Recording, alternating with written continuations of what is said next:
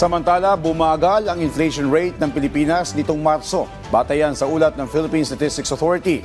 Ayon naman sa NEDA, patunay itong epektibo ang mga hakbang ng pamahalaan para mapababa ang presyo ng mga bilihin. Narito po ang report. Mas bumagal pa ang inflation rate ng bansa ayon sa pinakahuling ulat ng Philippine Statistics Authority. Ayon sa PSA, bumagal ang headline inflation sa 1.8% nitong Marso mula sa 2.1% noong nakaraang Pebrero. Dahil dito, bumaba din ang average inflation rate ng bansa mula Enero hanggang Marso sa 2.2%, naghihamak na mas mababa sa naitalang inflation rate noong March 2024 na nasa 3.7%. Batay sa datos ng ahensya, bunsod ito ng pagbagal sa presyo ng pagkain at non-alcoholic beverages sa 2.2% mula 2.6%. Gayon din ang malaking pagbaba sa transport cost na negative 1.1% mula sa negative 0.2% at pagbagal sa restaurant and accommodation services inflation sa 2.3% mula 2.8%.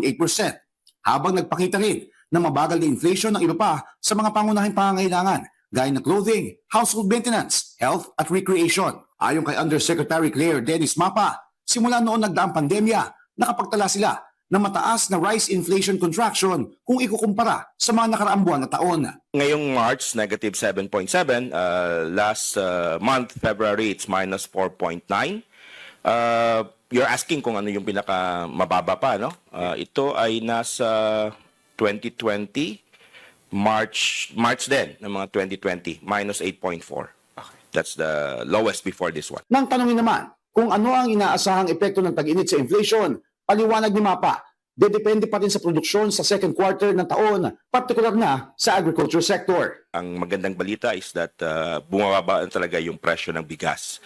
So nakita natin na yung rice inflation natin ay negative na siya at ito ay may malaking contribution doon sa food inflation in particular. Samantala, sa kabila ng mataas na presyo ng ilang bilihin, nakapagtala pa rin sila ng pagbaba sa inflation pagdating sa karne at gulay. Yung karne, 8.2 noong Marso, bumaba siya ng konti, 8.8 noong Pebrero, pero relatively mataas pa rin. And then yung vegetables, na ito ay isa rin sa medyo malaki ang weight sa ating food basket. 6.9% ngayon, may pagbaba ng konti kasi ito ay mula sa 7.1% noong Pebrero. Sa National Capital Region, nakapagtala rin ng pagbaba sa inflation ng 2.1% mula sa 2.3%, gayon din sa labas ng NCR na bumaba sa 1.8% mula 2.0%.